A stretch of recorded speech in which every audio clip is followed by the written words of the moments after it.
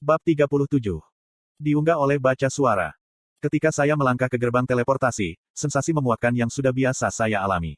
Aku tidak pernah bisa terbiasa dengan gerbang teleportasi, terlepas dari berapa kali aku melewatinya, perasaan terjebak di ruang di mana saya tidak punya kendali hanya tidak cocok dengan saya.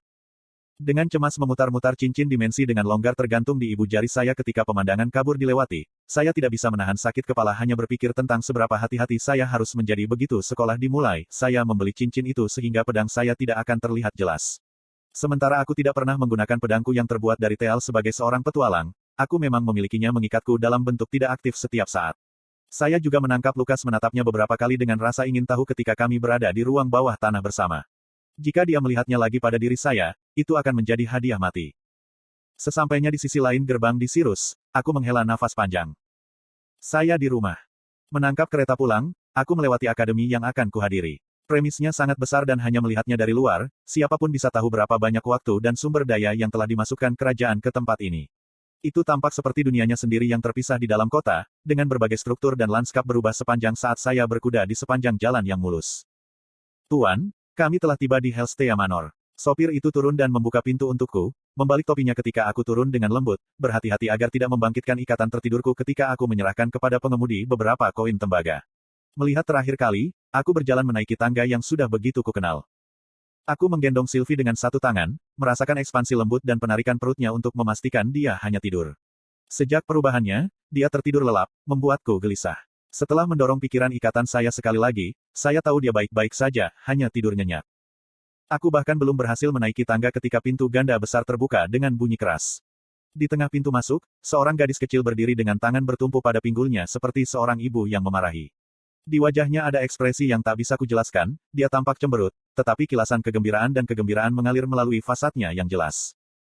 Dengan ekspresi setengah cemberut setengah senang yang sama, dia dengan anggun melompat menuruni tangga dan memukulku di usus dengan mahkota kepalanya. Aku cepat-cepat mengangkat tanganku untuk menyingkirkan Sylvie dari bahaya, tetapi aku tidak bisa menyelamatkan diriku karena angin dengan cepat keluar dari mulutku. Untuk sesaat, kami berdua diam ketika aku membelai rambut Ellie dengan lembut saat wajahnya tetap terkubur di dadaku. Well Vom Fake, gumamnya. Maaf, aku mencoba melepaskan adikku, tetapi lengannya meremas lebih keras di pinggangku, menolak melepaskannya. Ellie mendongak dengan mata merah, dipenuhi air mata saat dia menempel padaku seperti bayi koala. Aku bilang selamat datang kembali, kakak. Terima kasih, Ellie. Senang bisa kembali, jawabku sambil tersenyum. Petik 2. Itu tergantung, mata-matanya yang berbentuk almond menyipit, apakah kamu akan pergi lagi? Sambil tertawa kecil, aku menggelengkan kepala. Tidak, aku tidak. Kalau begitu aku akan melepaskannya. Melepaskanku dari genggamannya, dia dengan cepat menyeka air matanya dengan lengan bajunya. Dia menatapku sekali lagi, kali ini, dengan ekspresi yang lebih hidup. Ayo, ayo masuk. Dia bergegas menaiki tangga, memberi isyarat agar aku mengikuti. Ketika saya membuntuti di belakangnya, saya tidak bisa tidak mengingat berapa banyak dia tumbuh ketika saya pertama kali bertemu dengannya setelah kembali dari kerajaan elf. Ellie seharusnya sekitar 8 sekarang. Ulang tahunnya beberapa bulan sebelum saya jadi selalu ada periode di mana dia hanya 3 tahun lebih muda dari saya. Bagi kebanyakan orang, itu tidak masalah, tetapi untuk beberapa alasan aneh, Ellie tidak pernah gagal menyebutkan setelah ulang tahunnya bahwa kami hanya berjarak 3 tahun. Ketika aliran pemikiran saya bergeser ke usia dan kedewasaannya, kesadaran yang tiba-tiba terasa seperti kilat. Kakak perempuan saya, dengan mata seperti anak anjing yang bersinar terang dalam warna pasir yang terang, dan hidung kecil yang ceria yang menjadi lebih pasti saat dia kehilangan lebih banyak lemak bayinya. Ini berarti bahwa, dalam beberapa tahun, jika tidak lebih cepat, anak laki-laki akan mulai tertarik padanya. Dan ketika mereka mulai tertarik padanya, mereka mulai bergerak. Itu akan dimulai dengan hal-hal kecil seperti berbagi makan siang selama waktu camilan di sekolah. Maka itu akan meningkat menjadi berpegangan tangan. Kemudian, setelah merasa nyaman, bajingan nakal mungkin mencoba untuk mencium pipi kakakku. Setelah pipi, itu akan... Oh tidak. Iklan. Mata saya membelalak ngeri ketika pikiran saya melewati masa remaja Ellie menjadi wanita dewasa. Mau tak mau aku membayangkan adik perempuanku yang malang dibanjiri anak laki-laki yang dipenuhi testosteron yang hanya tahu cara berpikir dengan sistem endokrin mereka. Aku menggelengkan kepalaku, berusaha mengusir pikiran-pikiran kanker itu, bersumpah pada diriku sendiri bahwa aku akan dengan senang hati melakukan apapun perbuatan siksaan yang perlu bagi anak laki-laki manapun, bahkan dengan setitik kotoran dalam pikiran mereka yang merosot, yang berani bergerak pada saudara perempuanku. Arthur. Suara ibu saya membuat saya kembali ke kenyataan. Dia dan ayahku berlari ke depan, baik dengan ekspresi lega dan gembira berbaris di wajah mereka. Ayah saya, yang tubuhnya bahkan tampak berotot walaupun usianya sudah besar, menyendok saya dengan seringai cerah. Anakku, dia berseri-seri. Kamu belum tumbuh sama sekali. Jenggotmu lebih panjang, Pak Tua. Mencoba mencocokkan kerutan di wajahmu. Aku menyeringai, melingkarkan lenganku di leher ayahku. Hei, itu yang sedang dibicarakan suamiku. Ibuku menegur ketika ayahku menurunkanku. Sekarang datang ke sini. Ibuku memelukku dalam pelukan hangat. Ketika dia melepaskanku, aku bisa tahu dari matanya yang merah bahwa dia sedang berusaha yang terbaik untuk menahan air matanya. Maaf sudah membuatmu khawatir, kataku, melihat rasa sakit di matanya. Sambil mengendus isak, dia mendongak dan dengan cepat menghapus air mata nyasar sebelum tersenyum padaku. Kau mengambil setelah ayahmu, kau tahu itu. Selalu mendapat masalah, selalu membuatku khawatir. Dia berhenti berbicara ketika air mata mengalir di pipinya. Tetap saja, senyumnya tidak pernah hilang saat dia memarahiku, matanya menatapku dengan cinta dan kekhawatiran. Ayahku melingkarkan lengannya di bahu ibu, menariknya mendekat. Ibumu tidak bisa tidur selama berhari-hari setelah cincin itu diaktifkan. Kami berdua tahu kau tidak akan mati semudah itu, tapi itu tidak bisa menghentikan kami dari kekhawatiran. Maafkan aku karena mengkhawatirkanmu, aku mengulangi jantungku berdegup kencang. Syukurlah, status pada pendekar pedang bertopeng, atau Not, telah diperbarui di Guild Hall, mengatakan bahwa kamu dan rombonganmu tiba di cabang dekat Bis Glades. Ayahku melanjutkan, mengacak rambutku dengan tangannya yang bebas. Ellie, yang bersembunyi di belakang ayah karena suatu alasan. Aku sepertinya tidak menyebabkan apa-apa selain kekhawatiran untuk kalian, kataku dengan senyum masam sebelum menatap adikku. Maafkan aku, Ellie, karena terlalu sering pergi dan membuat ibu dan ayah menangis. Aku memaafkanmu, Ellie mendengus, bersembunyi di belakang ayah kami lagi. Adalah tugas orang tua untuk mengkhawatirkan anak-anaknya, ibuku menenangkan. Meskipun, kamu kelihatannya memenuhi tawaranmu sedikit terlalu baik. Ibuku, melirik adik perempuanku, menoleh padaku dan berbisik cukup keras untuk didengar semua orang, dan jangan khawatir tentang adikmu.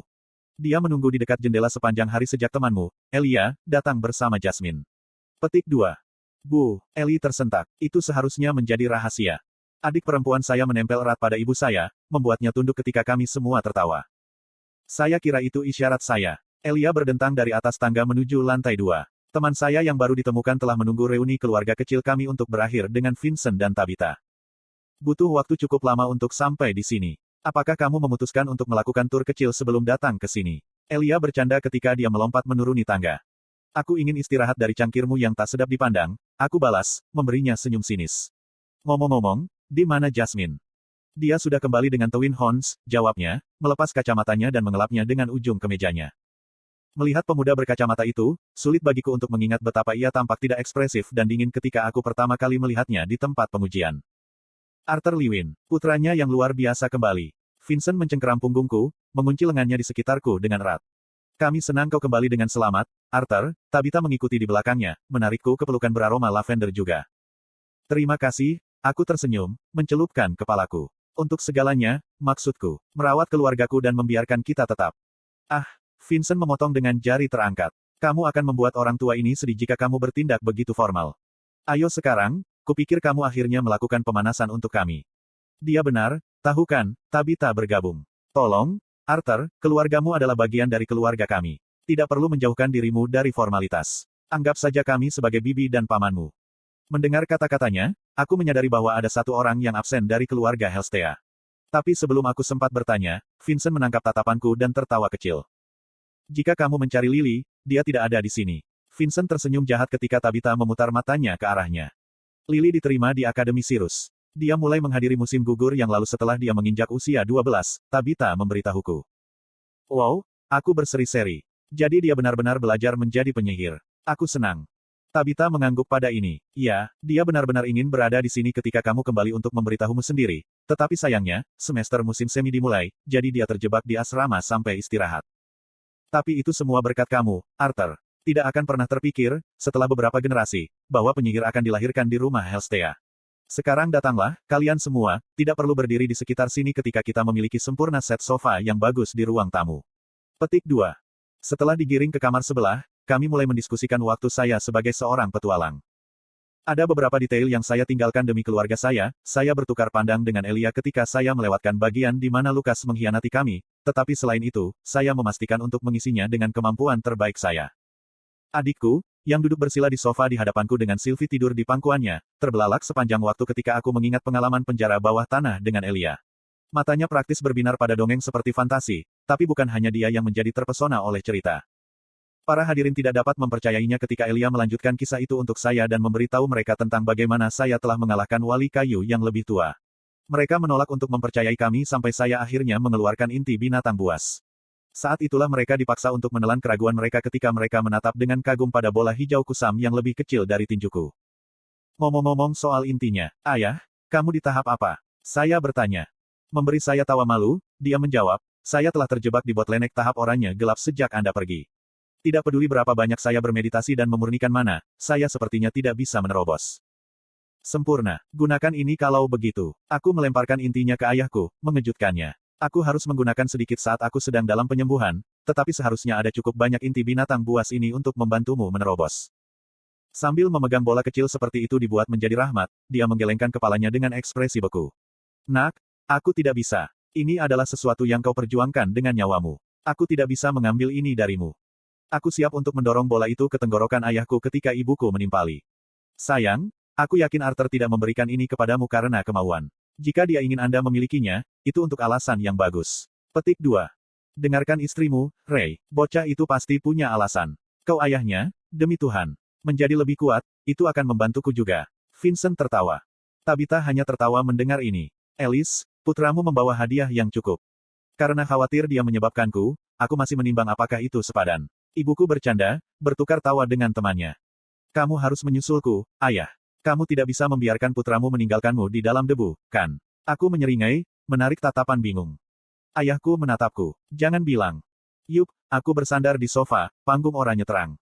Mata Vincent praktis melotot ketika istrinya menghembuskan nafas tajam dengan kagum. Ibu yang manis, itu hanya konyol, Vincent menghela napas, menggelengkan kepalanya. Keluarga saya menerima berita itu jauh lebih baik, menunjukkan bahwa mereka terbiasa dengan monster putra mereka. Ayah saya mengangkat inti binatang buas Elderwood dengan semangat baru di matanya. Jangan menangis ketika orang tuamu mengalahkanmu saat kita berduel lain kali. Kamu terus, balasku nyengir. Kami mengubah topik setelah beberapa komentar terpesona oleh Vincent dan Tabitha.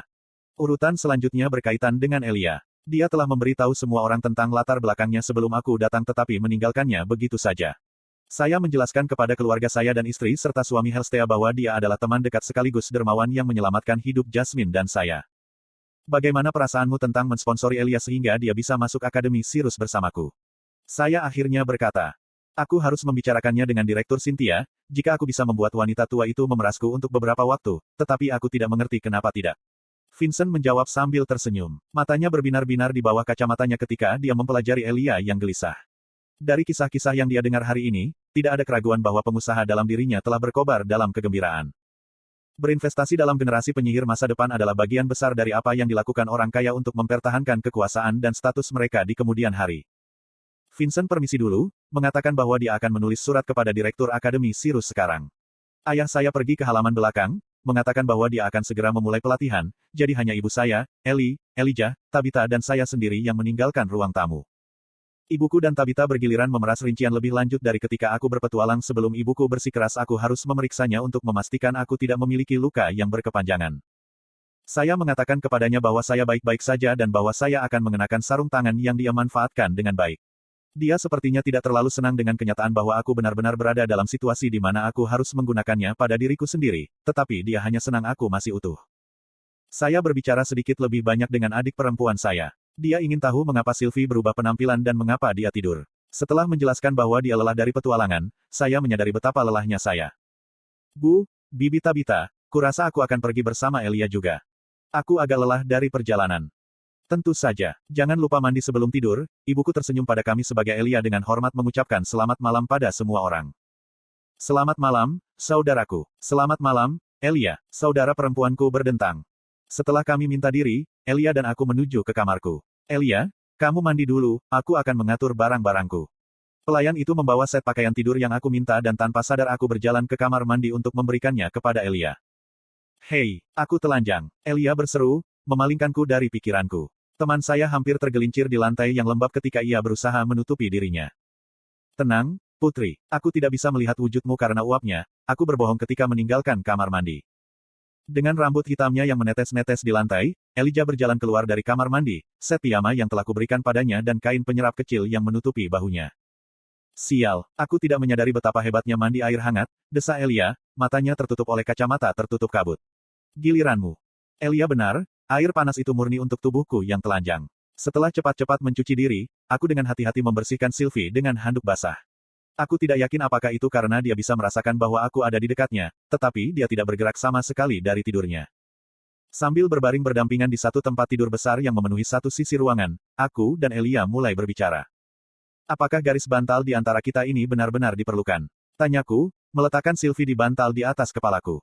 Diam, aneh. Dua bocah lelaki tidur di ranjang yang sama, balas Elia, menumpuk lebih banyak bantal di antara kami. Mau tak mau aku menyadari bahwa, dalam benak seorang bocah lelaki berusia 12 tahun, merasa tidak nyaman dalam situasi ini tidaklah aneh. Apakah kamu lebih suka kalau aku seorang gadis? Aku menyeringai, bergeser di samping tempat tidurku untuk merasa nyaman. Kepala Elia muncul dari sisi lain dinding bantal. Apakah kamu pikir kita akan belajar banyak di Akademi Sirus? Elia bertanya, mengabaikan komentar sinisku. Siapa yang tahu? Aku membayangkan itu akan sedikit membosankan, bukan? Kita berdua jauh di atas tingkat keterampilan tahun-tahun pertama di sana. Tapi akan ada orang-orang dari semua keluarga kuat itu. Aku membayangkan akan ada beberapa yang berada pada levelku, kan? Aku benar-benar bersemangat untuk belajar bagaimana mulai mengendalikan kekuatanku. Aku senang Sirus memiliki banyak hal. Dari penyihir terkenal untuk belajar dari, sembur Elia, wajahnya menyala karena kegembiraan. Ya, aku pikir itu akan berguna belajar lebih banyak tentang keterampilan atribut petir dan es.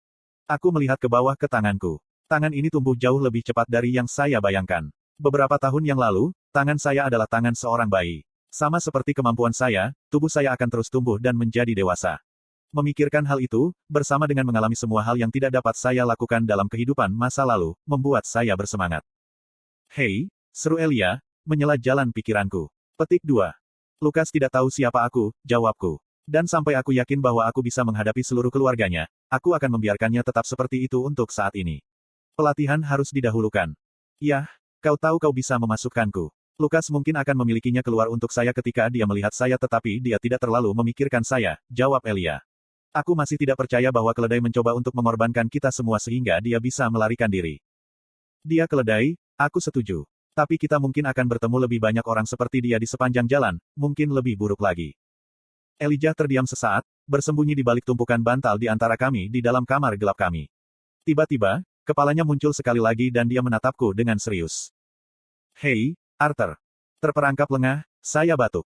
Wow, pikiranmu benar-benar ada di mana-mana, aku mengeluarkan suara sebelum tertawa. Bahkan hanya dengan cahaya redup dan pucat dari bulan yang menerangi kamar kami, aku bisa membuat wajah Elia memerah. Aku serius, brengsek, serunya, menamparkan saya dengan salah satu dari banyak bantal di antara kami. Untuk pria yang terlihat serius, kamu benar-benar khawatir tentang hal-hal normal, aku terkekeh. Jangan khawatir, aku yakin kamu akan bertemu dengan seorang gadis berambut hitam dengan kacamata. Lalu kalian berdua akan menikah dan membuat bayi kecil yang lucu dengan rambut dan kacamata hitam dan hidup bahagia selamanya. Menurutmu apakah bayi dilahirkan dengan kacamata atau semacamnya? Elia mendengus. Lagi pula, aku yakin kamu tidak akan kesulitan mendapatkan para wanita dengan wajahmu yang seperti pangeran yang menjijikkan.